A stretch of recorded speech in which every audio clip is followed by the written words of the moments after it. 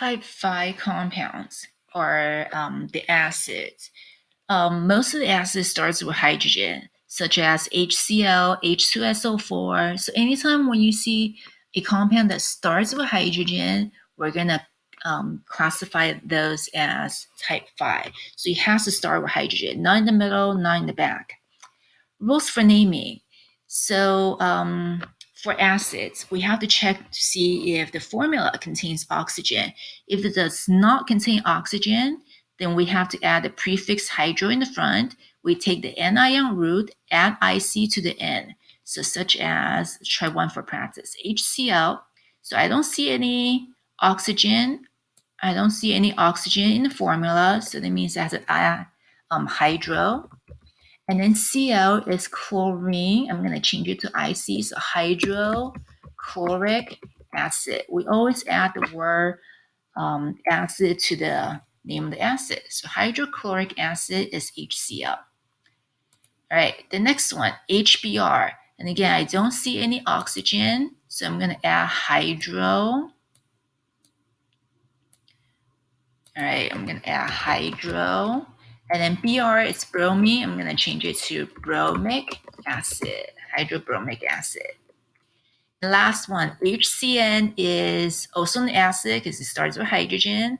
I don't see any oxygen, so I'm going to add hydro.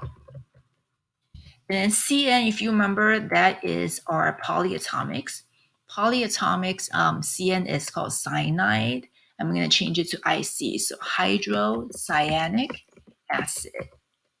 So those are the acids that do not contain oxygen. And then if you want to do this backwards, if you're given the name and want to find formula, you start with hydrogen and then take the anion, crisscross your charges, just like rule type 1, 2, and 4. Okay, now what happens if you have oxygen? Many acids contain oxygen.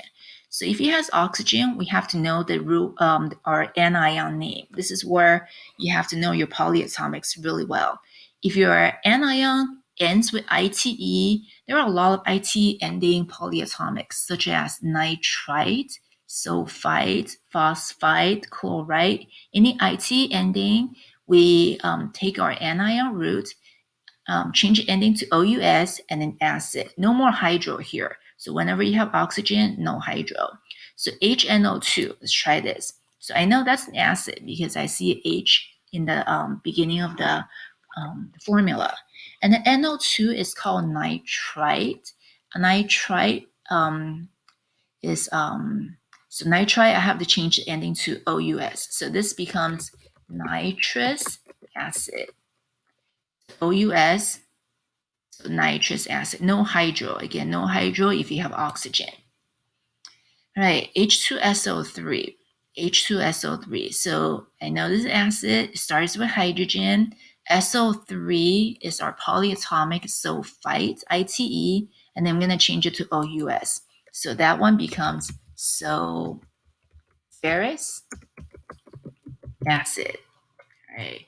And again, if you want to do this backwards, you start with hydrogen. Hydrogen has a positive 1 charge.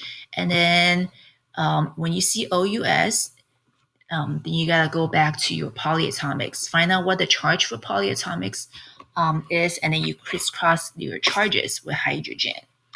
So since hydrogen has a positive 1 charge, SO3 has a negative 2 charge. When you cross over, that's how we got the 2 for the H2SO3.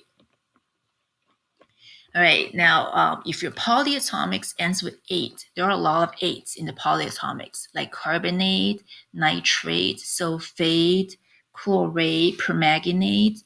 Any 8s, we have to change it, the ending to IC. So again, no hydro if we have oxygen.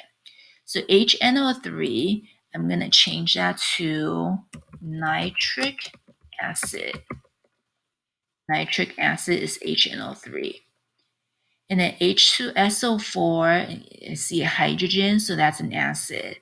SO4, you ask yourself, what is the name for SO4? SO4 is sulfate, ATE, and then we change it, the ending to IC. So H2SO4 is called sulfuric acid. Okay, same thing if you want to do this backwards. You just crisscross the charges. So to sum it up, type 1, 2, 4, and 5, when you write formulas, you always have to crisscross the charges and then reduce. Only type 3, you don't cross over the charges.